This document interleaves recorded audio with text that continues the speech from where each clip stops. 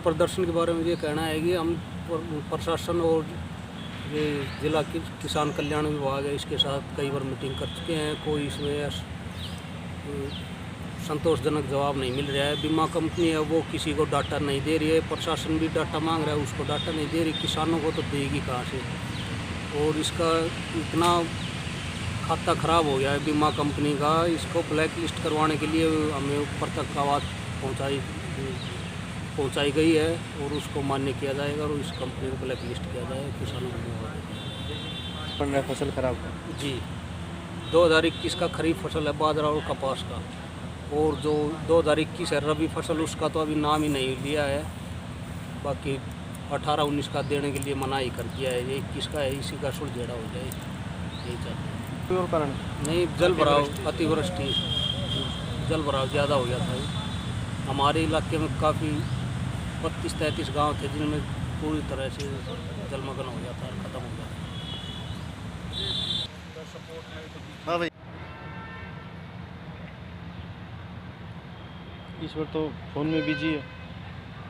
चुनाव लड़ो कृषि कार्यालय में इसलिए धरना देना शुरू किया प्रधान जी की अध्यक्षता में और चेयरमैन जगदीश और पूरी यूनियन संगठन का कि हमारा जो किसानों का बकाया रह रहा है 18-19 का तो देंगे ही नहीं, लेकिन ये 20-21 की प्रधान जी ने बताई हमारा यही दे दो। इसे हम जो है इन्होंने प्रीमियम काट लिया इसका, तो ये मुआवजा देना चाहिए। और कल डीसी साहब से प्रशासन से हमारी मीटिंग हुई थी डीसी साहब से, और बीमा कंपनी वाले सरकार को भी हाथ नहीं धरने दे रहे, हमें ऐसा मालूम होया।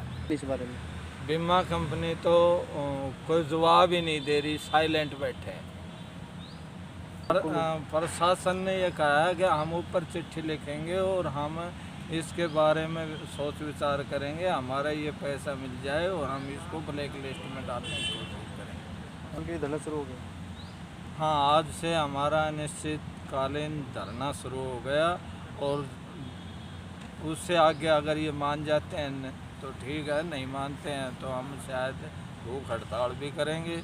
और भूख हड़ताल भी नहीं मानना तो शायद हमने सख्त से सख्त आमरण अनशन करना। के बारे में मैं ये बात कहना चाहता हूँ कि हम सरकार से लगभग 3 महीना होगा कोशिश करती अब किसानों का जो प्रीमियम काट लिया वो बीमा का पैसा आप दे दो, तो हमें इस मामले में हड़ताल भी कर ली, धरना भी दे दिया, तालाबंदी भी कर दी।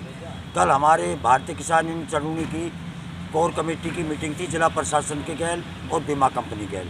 उसमें मीटिंग में कोई फैसला नहीं निकला। लगभग उन्होंने हम 111 करोड़ रुपए रेवाड़ी के और पूरे हरियाणा का इस कंपनी ने 1400 करोड़ रुपए का बिल्कुल डकारना चाहती है, बिल्कुल उसको हजम करना चाहती है। इसलिए प्रशासन ने भी कल कोशिश करी, हमने भी कोशिश की, लेकिन बीमा कंपनी काबू मारने वाली नहीं। हम चाहते हैं कि हमारे 111 करोड़ रुपए किसानों के मिल जाए और इसके बीमा कंपनी को ब्लैक लिस्ट कर लिया जाए। इसलिए हम आज से अनिश्चित काल के लिए धरने पर बैठ गए हैं। जब तक किसानों का समाधान नहीं होगा इतने ही धरने पर से उठने वाले नहीं। हम 2-3 दिन धरने पर बैठेंगे, फिर सलाह मशूरा करके और हम भूख हड़ताल पर भी बैठेंगे। मैं यही कहना चाहता हूँ। ये 14,300 के लगभग बीमा 478 के लगभग किसान हैं और 111 करोड़ के लगभग किसानों के पैसे। वैसे तो ये 2017 को भी नहीं दिया, 2018-20 का भी नहीं दिया, ये 2021 के बाजरा और कपास के पैसे खरीफ फसल का। ऐसे कम से कम 1 सप्ताह का टाइम लिया, 15 दिन का टाइम लिया, 10 दिन का टाइम लिया, लेकिन प्रशासन अपने वादे पर खरा नहीं उतरा। हम इनका भरोसा इतबार करते रहे, लेकिन आखिर में हम अनिश्चितकाल धरने के ऊपर बैठने के लिए मजबूर हो गए।